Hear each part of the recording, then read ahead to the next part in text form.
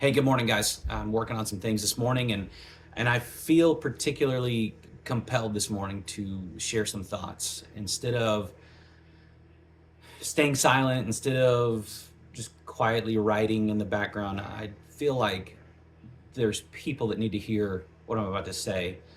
I've just been thinking about when you get out, you're going to grieve your military identity, and you're going to grieve the community that you come from, and it's inevitable. You just can't avoid it, and you're going to face a grief.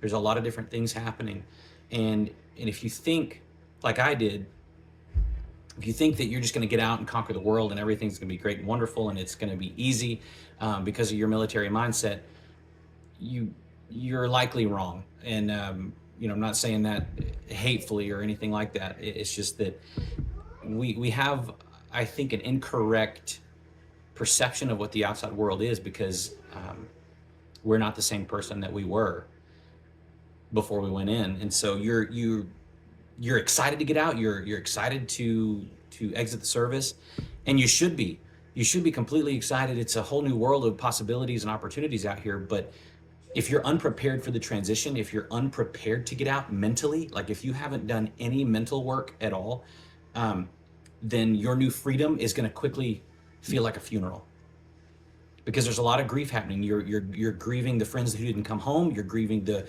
community of people that walked through that with you. You're grieving the relationships that were forged in the trenches. You're even grieving the structure of the day-to-day activities. Being told what your mission and your purpose was. Sorry, my kids are here.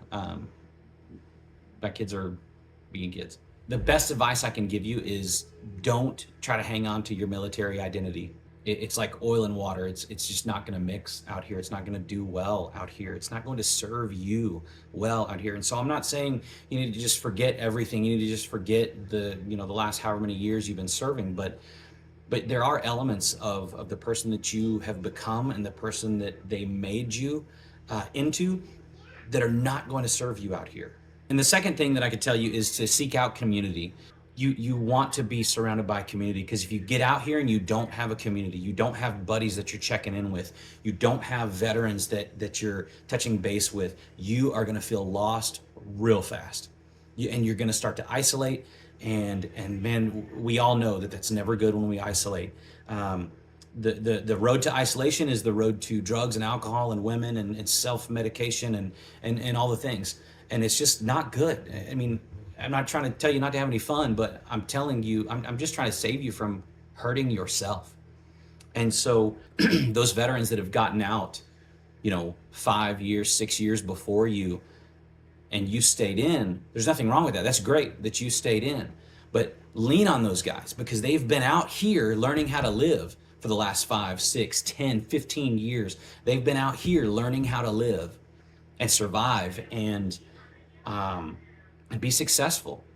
So don't get around the veterans that are, down in the dumps and depressed and just struggling. You don't need to be around those guys right now. You need to get yourself into a good place, a stable place, and then you can, reach back and help those guys out of those places. But surround yourself with veterans that are successful and doing well, and that seem to have it together and seem to have made it.